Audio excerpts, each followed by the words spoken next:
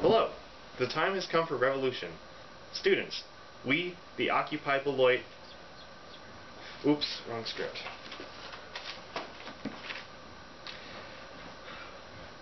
Never mind. Hello, my name is Bryant Conkling. I'm a political science major, and I'm here to talk about making the Academic Senate representatives elected by single transferable vote, or STV. Under the current system, plurality winner, the person with the most votes wins. This system is only a consistently valid representation if there are two candidates. Let's say 4 candidates run for office, and the winner gets 40% of the vote. This means that if this candidate is directly opposed to everything that the other 60% of the students wanted, but voted for the other 3, the minority is representing the views of the majority. So instead, we propose the system which allows the fairest form of representation, single transferable vote. Now granted, STV is only viable if there is a race for multiple seats. However, each class will have multiple seats to represent them, so this system can be used. In addition, it allows for people not to fear about wasting their votes and make the students more equally represented in Academic Senate. After all, if nothing but science majors got into the seats, it wouldn't be a fair representation of the student body, would it? This system involves numbers and whatnot, so to explain, we brought in a math major. Hello, my name is Cullen McDonald, and I'm a math major and would formerly be categorized into Division 1. The system of single transferable vote seems much harder on paper than it is in actual practice. There are really 2 things to calculate: the threshold and the vote. The threshold is the number of votes divided by the number of seats that need to be filled, plus 1, and then all of that, plus 1. So in this scenario, the threshold is votes divided by 3, plus 1. Now then, on to explaining how counting the votes works. First of all, the ballots are filled out by voters ranking their preferences in order. So the first choice gets a 1, second choice a 2, third choice a 3, and so on. Since we are all educated beyond kindergarten, I'm going to assume that counting to 3 or even 10 is something everyone here is capable of. From there, any candidate who receives votes over the threshold gets a seat. To basically explain how the votes are counted is this: all first choice votes are worth 1. After the candidates are counted, any candidate over the threshold is done. The votes that went to the candidate are split in half, and then the votes of each voter are moved to the second choice at half the value.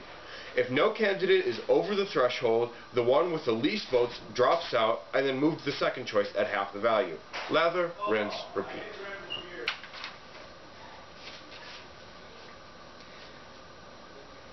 Now you may say, well, wait just a second, that seems rather complicated. On paper, I would agree with you. However, we decided to see how complicated it is in practice. We did a social experiment using 12 votes and 3 seats. Thus, the threshold was 12 divided by 3 plus 1 plus 1. Thus, the threshold was 4. Let's see how it worked.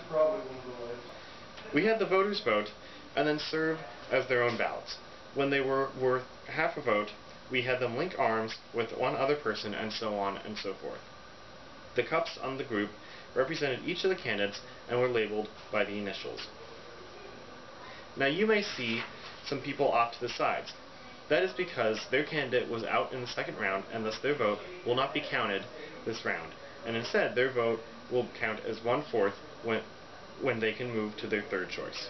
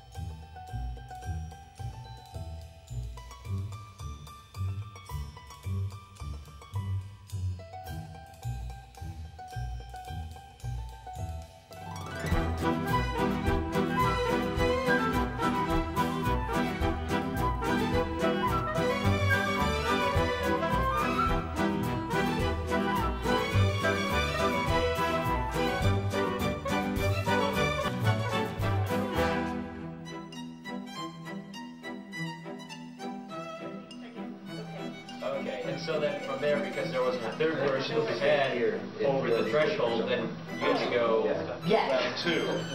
Okay, so it makes sense now. Yes. So wait, am I in if that was their first choice? Sam and Rory's first choice? Yeah, even so, their vote still counts as 1. It's just everyone else's second choice counts as only a half. So you need twice as many 2s. Right. Okay, alright, that makes sense. It does. I mean, it doesn't really show as well in a small pool, but you get what it's trying to do. It makes voting fairer. As you can see, not difficult at all. In fact, a few other schools, including Harvard, North Carolina State, Vassar, and Whitman, have taken up this method. Clearly, we will not be alone on this matter, but will be one of the frontrunners. So I urge you, student body, to talk to ResLife and let them know you would like Academic Senate to be elected by single transferable vote. Thank you.